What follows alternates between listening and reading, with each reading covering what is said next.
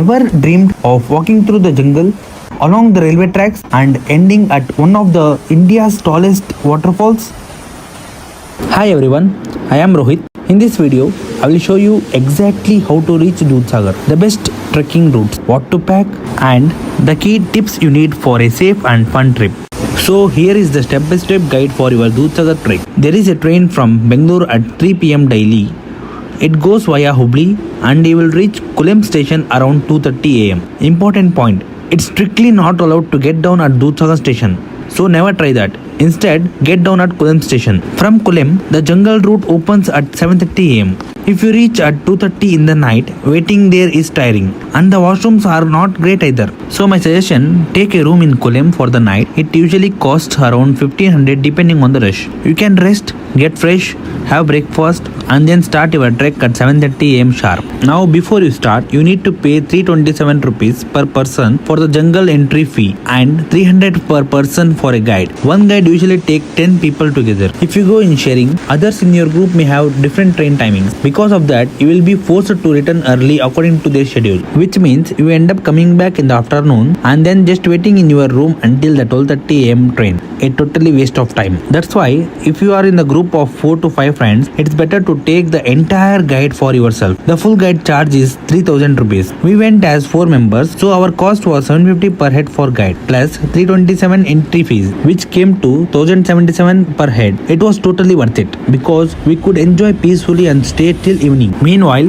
people who went in sharing groups had to return by 3 pm or earlier just because of their group's train timings. So if you want a proper Dudhsagar experience, go with your own group and book the guide fully. If you need guide's number or stay details, you can contact this person and mention my name. He really helped us arranging stay, guiding with patience and making sure we explored smoothly and without any rush. When you start the trek, you first need to sign at the forest checkpost. Now from our room to Dudhsagar and back, the total distance is about 25 kilometers. After walking about 6 to 7 kilometers, you will reach a small cafe where you can take a break for a tea, coffee or Maggie. From there, the trail continues a few more kilometers and then you will come across a beautiful wooden bridge, a must-stop spot for photos. After the bridge, it's just another 2-kilometer walk to finally reach the amazing, mind-blowing Dudhsagar Falls.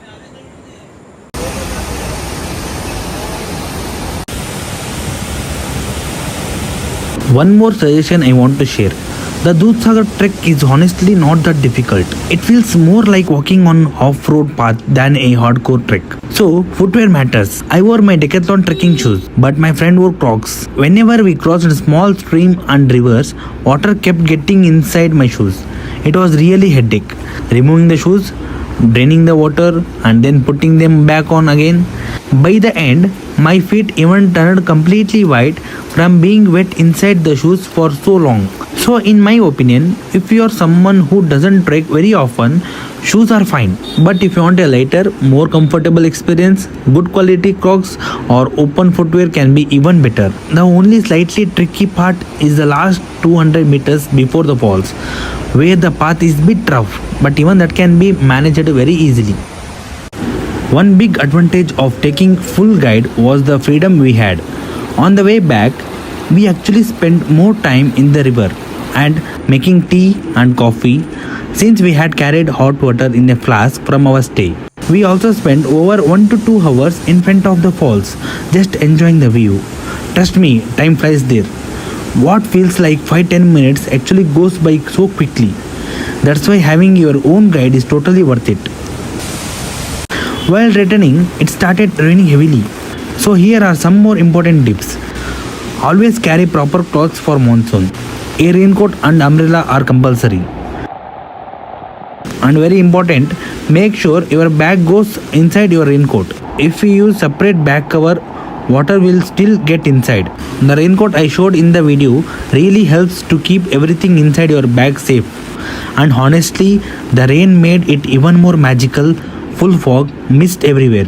According to me, the best time to visit Dudhsagar is in the monsoon.